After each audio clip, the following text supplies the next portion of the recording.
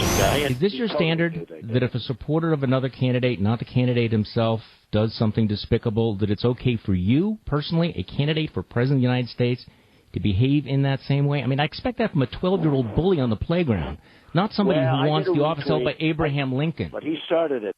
Well, you know, that was strong stuff. Yeah. That was Donald Trump calling into a Wisconsin radio show. He did not know that the host is a never Trump guy. That host is Charlie Sykes, the conservative voice of Wisconsin, and he joins us now by phone from Milwaukee. Charlie, welcome to our program. Good to have you with us. Good morning. Thanks for having me. You pressed hard, but he did not apologize or back down, did he? In fact, to us, it sounded he was doing his best to be calm and presidential. He actually was pretty calm, and no, he's not going to back down, apparently, because he's decided. I mean, maybe that's his new brand, is that he's just not going to apologize. But the question that I asked him was one that, frankly, I've been playing in my head for the last 6 months, was at what point is Donald Trump going to recognize that this is a serious job and that you cannot just keep going to Twitter to insult people, to insult disabled people, to insult women? And so I had the chance to ask him the question directly.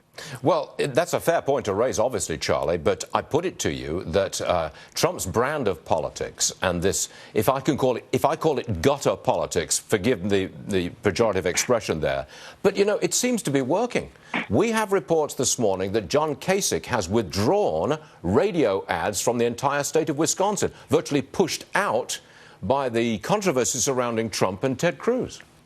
Actually, what John Kasich is doing is moving his radio ads from the major markets to the west part of the state. It's a tactical decision.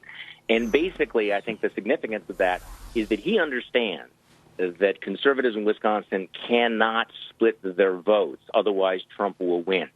So I think what you're actually seeing here is, for the first time, kind of a rational strategy that says, all right, John Kasich will play big in the areas of the western part of the state where Trump is strong, but he's essentially going to be conceding southeastern Wisconsin, the vote-rich southeastern Wisconsin, to Cruz. So to a certain extent, that's extremely good news for Ted Cruz and the anti-Trump folks. What's the sense? Look, I haven't seen a poll. I don't know whether there has been a poll done in Wisconsin recently. If there is, I haven't seen it. What's the standing at the moment? Is Trump and Cruz running neck and neck? How's it work out? Yeah, I think in the published polls they are running neck and neck, but I think that's also with John Kasich running strong. In less than an hour, Governor Walker is going to come on my radio show, and he's going to make an endorsement. I think that's going to be highly influential here among Republican primary voters in southeastern Wisconsin, and I expect him to say that he is going to vote for Ted Cruz in the Wisconsin primary, making the point, as he did when he withdrew from the presidential race, the conservatives need to coalesce around an anti-Trump candidate. This is very important, this state, Wisconsin, especially for Donald Trump. If Trump were to win, it would really put him far along the road to a good delegate count for the convention. You're absolutely right, and I think that Wisconsin has been at the center of American politics for several years now. And I think that Republican voters here are engaged. I think they are savvy. I think they understand that they need to be the firewall of rationality in this Republican madness.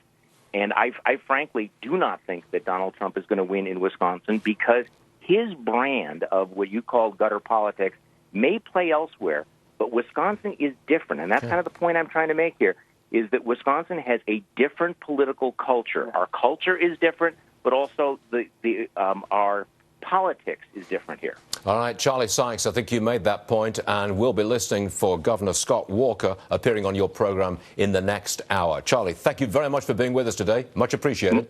My pleasure. Thank you. Yes, sir.